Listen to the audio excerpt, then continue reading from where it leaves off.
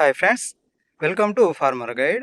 మనం యూరియాలో కలిపి చల్లుకునేటువంటి humic acid and fulvic acid ఈ రెండిటి యొక్క యూసేజ్ గురించి, అంటే ఏ విధంగా వరి పంటలో ఉపయోగపడతాయి అనే దాని గురించి వీడియో చేయమని చెప్పేసి మన సబ్స్క్రైబర్స్ మనకు కామెంట్ పెట్టడం జరిగింది.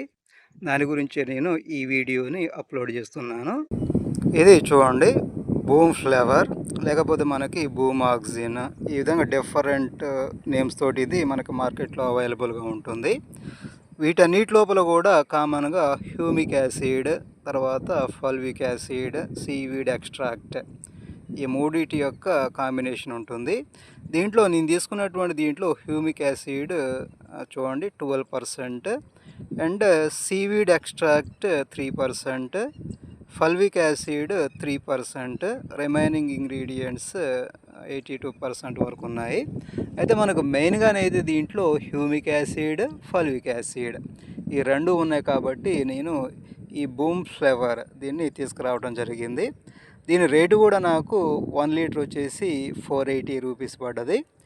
ఈ వీడియోలో మనం ఈ బూమ్ ఫ్లవర్ యొక్క ఇంపార్టెన్స్, అంటే హ్యూమిక్ యాసిడ్, ఫల్విక్ యాసిడ్ ఈ రెండింటి యొక్క ఇంపార్టెంట్, అది వాడటం వల్ల వరి పంటలో వచ్చేటువంటి మార్పులు, ఉపయోగాల గురించి ఈ పూర్తి వివరాలు తెలుసుకుందాం.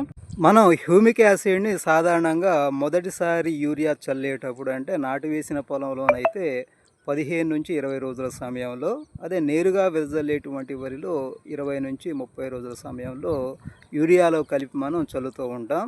ఈ హ్యూమిక్ యాసిడ్ తర్వాత ఫల్విక్ యాసిడ్ అంటే ఈ యొక్క లిక్విడ్ని మనం యూరియాలో కలిపి చల్లటం వల్ల మనకి అనేక రకాలైనటువంటి ప్రయోజనాలు ఉన్నాయి. అంటే ఈ దశలో, అంటే మనం స్టార్టింగ్ స్టేజ్లో చల్లేటువంటి హ్యూమిక్ యాసిడ్, ఫల్విక్ యాసిడ్ వల్ల పిలకల సంఖ్య పెరగడానికి, అంటే అధిక సంఖ్యలో పిలకలు రావడానికి ఇవి చాలా బాగా ఉపయోగపడుతుంది. అదేవిధంగా పొలం మొత్తం కూడా గ్రీనిష్గా, అంటే మనకి ఆకులు మొత్తం కూడా గ్రీన్ కలర్లోకి రావడానికి ఫల్విక్ యాసిడ్, హ్యూమిక్ యాసిడ్ అనేది ఉపయోగపడుతుంది. అదేవిధంగా వేర్లు బలంగా భూమి లోపలికి చొచ్చుకొని పోవడానికి ఇది ఉపయోగపడుతుంది.